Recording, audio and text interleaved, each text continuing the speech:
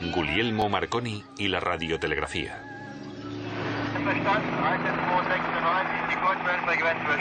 Leftpost 124 check, Surveyor 129.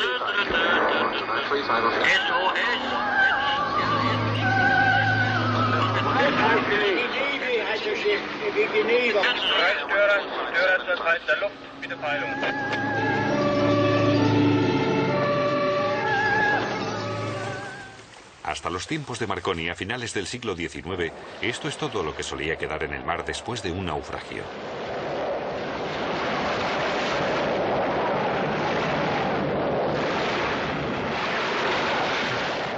En el espacio había calma absoluta. Se habría intervenido mucho más rápido con la ayuda del cable, pero en el fondo del mar no había posibilidad de contacto con las redes telegráficas.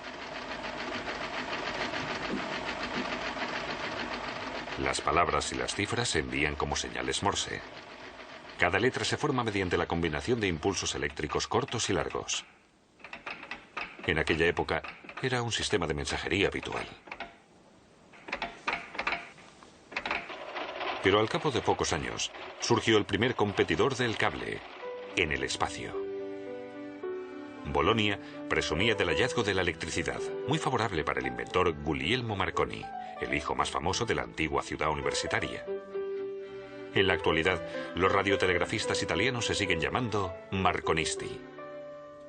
La electricidad le fascinó enseguida. Aprendió de investigadores destacados los conocimientos para sus futuros descubrimientos. No habría podido hacerlo con una educación regular. Su madre, irlandesa, crió a sus hijos en el bilingüismo y les dio una extensa formación. Hasta en la música, Guglielmo tocaba el piano. Pero cuando un día de vacaciones a los 20 años leyó un artículo sobre las pruebas del físico alemán Heinrich Hertz, se marcó un objetivo profesional claro: transmitir mensajes mediante ondas electromagnéticas. Entre dos extremos de alambre salta una chispa. Esta emite ondas electromagnéticas. Por ello, en el receptor se produce una segunda chispa. Las ondas se propagan en forma circular como ondas luminosas.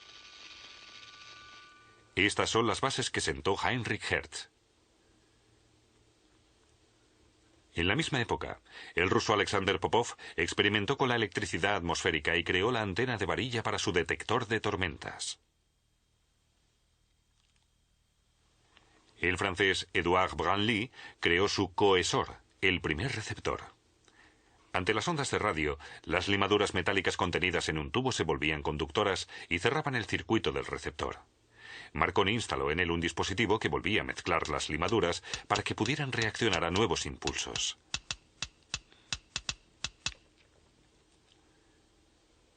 Firme en su objetivo, se encerró a trabajar en la planta superior de la casa de sus padres. Su padre pensaba que todo aquello eran fantasías y una pérdida de tiempo, pero su madre creía en él y le llevaba la comida a su laboratorio. Tras 2 años, consiguió hacer sonar un timbre a 9 metros de distancia y transmitir señales Morse con una antena de chapa cuadrada. Pronto la convirtió en una antena de alambre, que instaló en el jardín para poder abarcar distancias mayores con ondas mayores. Inventó la toma de tierra. De un golpe, el alcance aumentó cientos de metros. Era el momento de intentar por primera vez enviar las señales más allá de su visibilidad. Su hermano llevó su fusil con él. Un disparo era la señal acordada para el éxito. Un ayudante llevaba el aparato receptor. Se alejaron 2,5 kilómetros.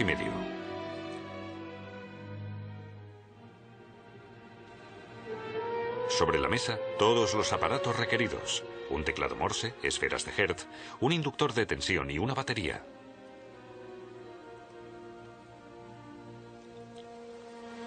Marconi fue el primero en utilizar la misma antena para el emisor y el receptor.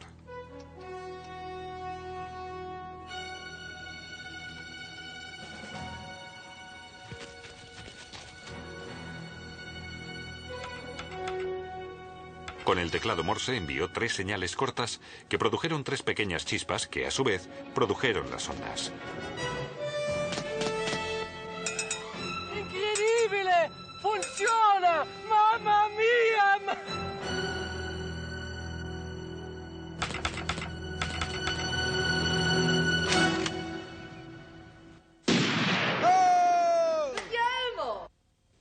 todo un éxito.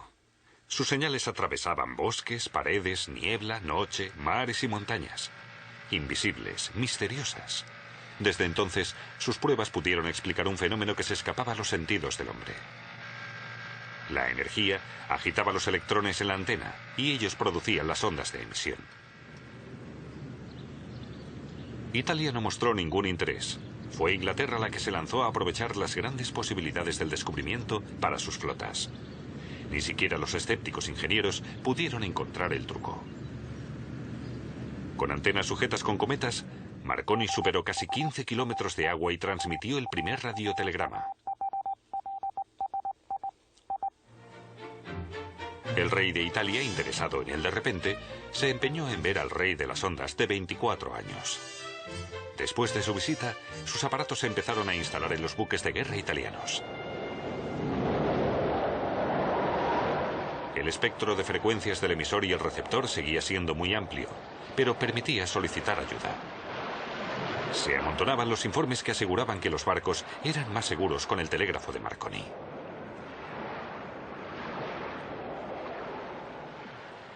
Ahí es donde surgió el problema más grave: filtrar un mensaje concreto a través de la lluvia de ondas. Con constantes mejoras en el aparato receptor, que posibilitaron un ajuste de la frecuencia más preciso, el emisor y el receptor pudieron trabajar de una forma más fiable.